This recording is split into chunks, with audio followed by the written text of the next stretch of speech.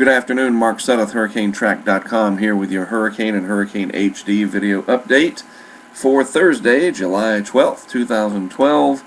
A quick look at the Atlantic Basin shows no organized areas of convection anywhere in the tropical Atlantic or the Caribbean Sea. There is an upper level low sitting out here east of Florida. That cold air aloft spinning around in a cyclonic fashion, generating some convection because it's sitting over the fairly warm Atlantic Ocean. You can see this stalled out frontal boundary over the east and southeast. It's bringing very heavy rain to portions of the Houston metro area. Not tropical in nature in terms of a depression, storm, or hurricane, but certainly some very heavy tropical downpours. When these big convective blobs do form, boy, they can put down a lot of rain, so be aware of that.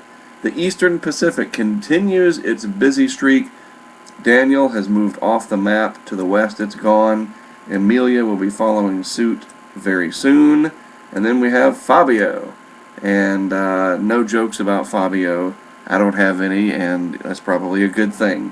Fabio should not be a problem for land areas. It's going to move a little bit in a different direction than Emilia and Daniel have done. I'll show you that in just a moment. First of all, this looks exactly like the Daniel track, except this is Emilia, going to move along to the west-northwest, eventually run over that colder water, the more stable environment, and it too will die away into nothing, like a withering flower that doesn't have any water. Sad, isn't it? Emilia will just go away. Then Fabio. It will probably become a hurricane, and it should stay well off the coast of Mexico, and that includes the Baja Peninsula here, and especially the resort areas, Manzanillo, Acapulco, Zihuatanejo, you name it, those areas should be just fine. Once this becomes a hurricane, maybe it'll send enough swell activity out towards the Cabo San Lucas area that maybe the surf will get a little bit better than normal, so that's something to possibly look forward to, but no threat to land. Check out what these hurricanes have done in the Eastern Pacific. Look at all of that blue, that dark blue, off the scale here.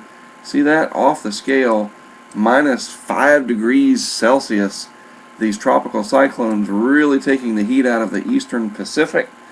And you can tell that here on this anomaly map updated today, July the 12th. Interesting that they are doing their job, moving heat out of the tropics and also taking it right out of the oceans. Still a lot of energy left down in the extreme southeast Pacific. And then here's our weak El Nino, the anomalous warming going on of the Eastern Pacific. Not a major event at all, not yet.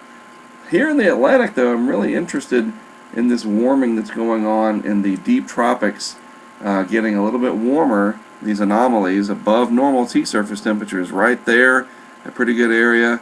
Another one here. You're just, not supposed to see that in an El Nino year where the Atlantic was also supposed to cool off. Granted, this is not well above normal or anything to get too excited about, but we are not seeing a large area at all. I mean, it's hard to find any areas that are below normal. Just a couple pockets here, and then one in the Caribbean. But overall, the Atlantic Basin running just above normal pretty much across the entire basin. This, though, is what I was really interested in. Pretty cool. Literally, a cold wake left over from those hurricanes passing through the Eastern Pacific, churning the water, taking the energy out, and then you get left behind this area of colder than normal sea surface temperatures. Well, there you have it. You're up to date for Thursday, July the 12th, 2012.